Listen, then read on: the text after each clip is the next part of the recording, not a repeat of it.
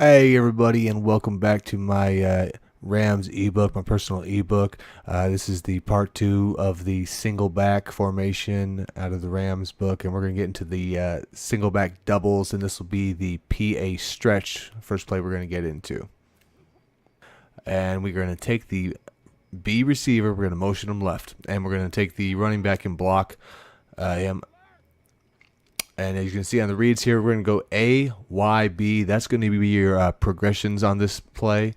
Again, a lot of these plays you're going to see, we're going to try and hit the seams, followed by a crossing route. That it's really what kind of dominates this game this year. I found a lot of people run a lot of cover three, so those seams are pretty active early in routes.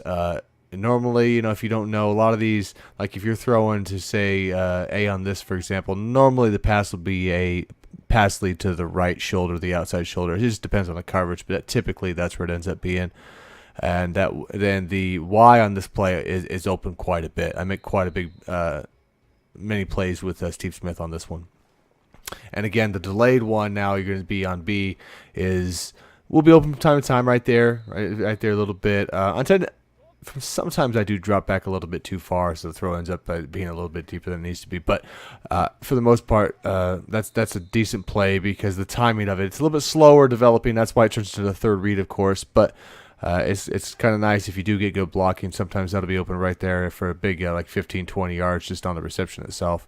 And that's why I like that play there. You drag it out, and when you have real elusive guys as your slot, especially in a play like that, you normally just got 1 to 2 guys, and I mean it's big chunk.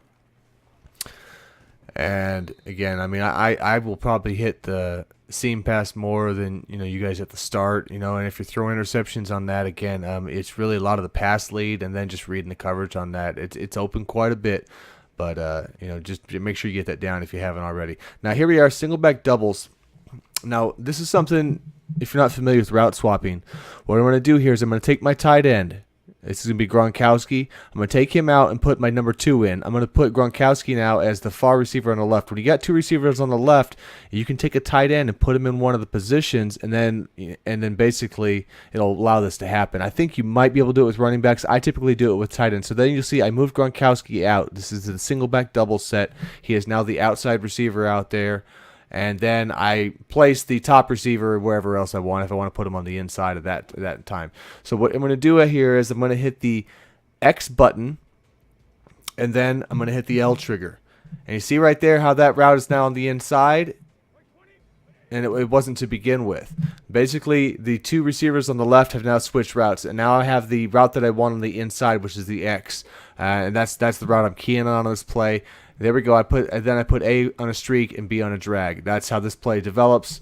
I really am looking for that B one. This is a play that I really just put together when I found out you can route swap. Again, see how the X is running that? Well, I hit the X on my Xbox controller, then LT, and it flips that outside route. Normally what that does, if you're not familiar with that, on most plays, if like you're hot routing and you screw up, you can hit X and LT, and it normally resets the play back to your original play, whatever you first called, if you're not familiar with that. But when you put this combination of putting a tight end and I say possibly a running back on that outside, one of those receivers in there, you can then sometimes engage to where it's going to flip the receivers' routes, those 2 routes. And having Gronk out there on the outside, I'm not really losing too much on that, so I don't mind throwing him out there. But I also will run a decent number 2 tight end, so just know that. You're gonna, I carry Greg Olsen as my number 2, but and it's not that expensive, so I advise if you're gonna run this playbook to 2 tight ends is pretty helpful. And I have Donovan Penn as the 3rd just for blocking. And there we go, that seam off of that. So that one on occasion. I don't run the seam as much on that one because, again, I really am kind of looking on that B route. So, but I will say it's going to be that, that A route will still be my first read off the line, followed by X and B. So those are the progressions I'll say on that are A, X, and B. Time to time, you have to change up the progressions. If you're going to run a play to where the guy's dragging to the short side of the field, that's going to open up earlier than this X route. If I'm far on the left, I might have to switch that up, or just say, hey, I know if I don't hit X, B's done for at that point, and whatever I got to do then. If you have a mobile quarterback, you'd be taken off probably at that point. So this is just something to get into this book, but know that when you do this, everything from here on out is going to be there. I'm not going to bother with switching the players around every time I get in that formation. I don't run a ton of plays out of that formation. I do like that one there, though. And in case I forgot, that was the Z close corners was the previous play, and this will be, I believe, the Z close cross. And this will be the other one in here. Again, we're just putting A on that streak out there. Again, hitting the seam on that one, really easy off the bat. Just take advantage of those until the guys shut them down. So so I'm going to go on this one. It's more of an A, B, and Y. The X one, you would think the look of it looks kind of tempting, but typically you're going to throw interceptions on that play unless you can hit it just on the sideline. I really don't throw it. I mean, there is a way to do it, but you got to cut back and cut in and make it. It's a lot of usering on that catch, so I typically that's why that one will be like a fourth read. He's just driving off, and there we go. That's how that one. If you let that play develop, that guy's going to cross the field there, and if he's got a guy trailing, he'll be fine. And it's fairly deep, so it's going to beat any purples for the most part. And again, early on the cross there, so that's the second read. Again, we're doing the A, B, Y is what we're looking at here. You see that develop. The A opens up right away, and then we're going to hit that. So just run them a few times over and over. I like to do random. I mean, if you want to test stuff against certain formations, feel free. However you guys like to run practice, or do whatever you want. I'm just trying to give you different looks and and make it get through this as quick as possible. I know this would be like time consuming, but it's good to see how the plays develop and better than just reading this on paper.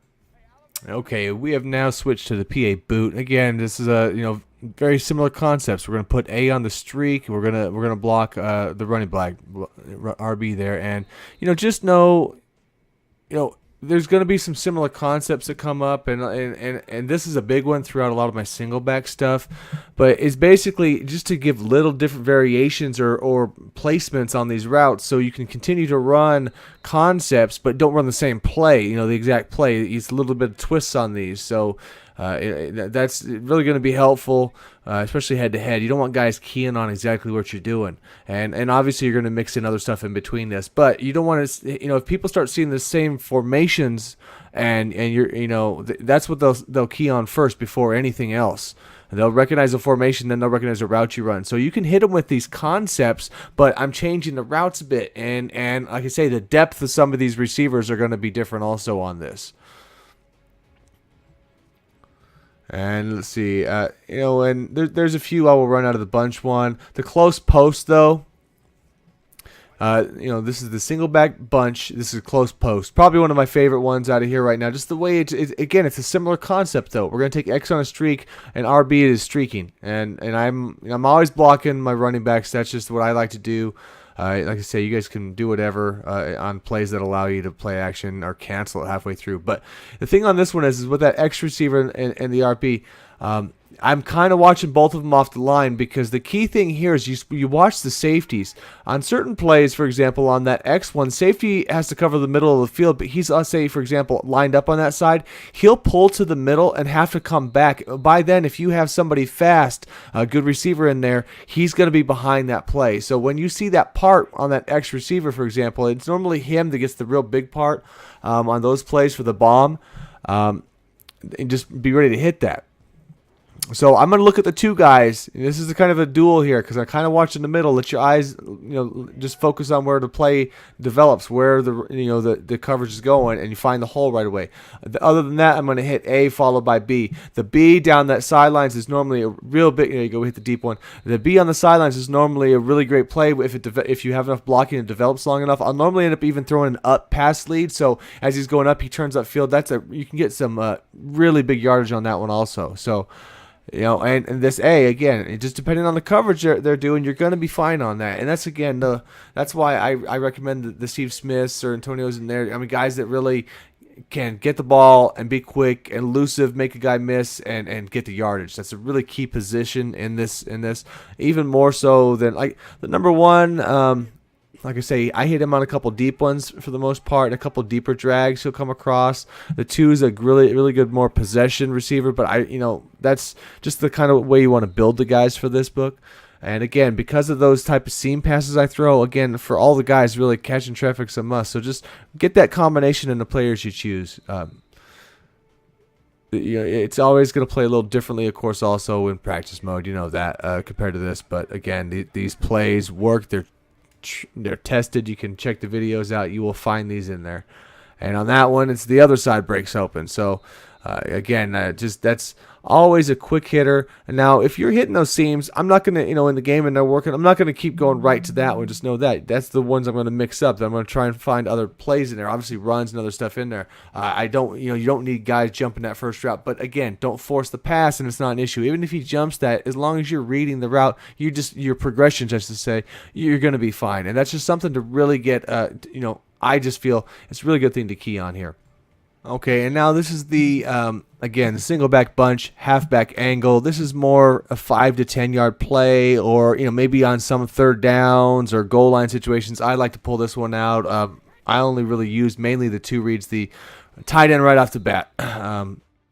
I'll then go, into running back in there. So basically, the RB to the Y. A will be your third progression. It's not going to be open as much. A lot of people like to run a cover 3, so they're going to have a guy sitting underneath that, and sometimes even the purple out there and anything along that nature. So, and it's also a fairly quick play for the most part, anyhow. So you're basically dumping it. So this is mainly just like I say. I'm just going for first downs. If the guy can use her. It's only, I'm not going to use this play very often. It's a, fairly basic play. It's only a couple of routes there, so I don't want to see it too often. Now, if the guy's running D lineman on you or nothing like, something like that, then, feel free to use a lot. The man coverage, if you throw that on you, pretty much once you cross the middle linebacker, middle part of the field there, you're normally going to get on the right side of that, and you normally make a decent gain. And there's a lot of little holes in the zone that I'll throw to. And normally, Gronk takes a lot of hits, but he normally will always hold on to those. So that's why I keep in him. Or maybe you guys can try Ditka, even though I didn't have great luck the couple games I had him. I'm sure he's fine enough, though. That anybody, again, that's why the tight end catching traffic's huge in this. Gronk's not super fast, but with his size and he just holds on to that stuff, you're fine. So now we're getting into the Seattle play. And again, single back bunch, Seattle will be the last one we're going to get into for this. You can take the B, put him on a streak. I like to put him on a slant. Lately, that's what I've been running. I'll hit the RB first if it's wide open early on. Then I go BA. And basically right there, I get the man. I turn the corner, see that, and outside lead pass normally on something like that, and easy touch. So typically the guy, if he's user him, will try and jump the B route, so that's the one to keep an eye on that. I'm trying to drive off the left hand, drive those guys off with the left receiver, so that way I can get something deep and possibly down the sidelines, basically with that A receiver. So again, we're going to hit the RB, B, then A, and pretty good progressions on that one. Again, you just practice that early read. The RB1's kind of, I know you always want to go for the big play, but sometimes those little dump offs can be worth it. As long as you're moving the chains 8 yards, 10 yards on those plays, just keep that one in mind. Obviously don't force it, but see right there, I just swing right out, and as soon as he's going to step up, it's just like 5 yards. It's like a run. So know that. Obviously if it's 3rd and 10, you're not running that. Situational, obviously, but just I'm saying don't just blow that one off because you're always going for the big play. There, it's typically 1 or 2 routes that are always going to be open in whatever we go to, right?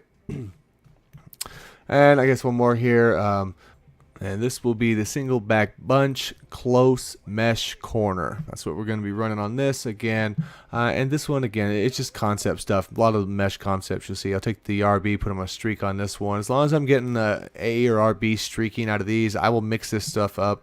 And that time, the inside one wide open. Let's do a little showboat. Let's fumble in the end zone, and that's what you deserve if you actually do that. Anyhow, so I'll mix that up, and really, this is probably the more common one. I'm going to put RB on the flat, and I'll slant A, and then we've already got the X on a slant to be your number 4. So basically, it's going to be an RB A B. And then X would be your 4, but RB as a 1, A as a 2, B as your 3. It's normally pretty good as far as the progressions go, and that's really what I'm just kind of get across in a lot of these single back. Like, again, how I said before, a lot of this you're going to see some familiar stuff, a lot of concepts, but again, as long as it's allowing you to basically get the same concepts across but in different formations, so people can't key on the plays, because again, that's what I key on first is formations. I start seeing what formations you run and then what plays are coming out of it. That's what I'm watching when I'm on defense. So I imagine a lot of people do a similar thing there before, and that's how they recognize what you're doing and jump routes. So we're going to hit a lot of the similar concepts in plays, but we're going to do it out of different formations as long as you mix this up. And like I say, play calling's going to be a big thing in there. You got the timer's going to be at, and again, if guys are blitzing, just know your little hot routes in here. For example, that RB typically is gonna be a good one. Then X would be your second. So I know it's a lot to keep in mind, but it's just kind of what I end up having to do, just depending on how you're playing. You'll figure out early what the guy's doing on you. But if you know he's a blitzer, you got to have in the back of your head what are your hot routes. Just keep that in mind. And I'm gonna be. Now we're going to move on, I guess, to the I form stuff along with the strong and weak formations. And then after that, I'm going to get into the shotgun formations to be last. And, of course, I'm sure that's probably what most people want to see anyway. But, I'm just going to run through it the way they are in the progressions of the book. So I thank you all for checking this one out. And I will see you guys in the next episode.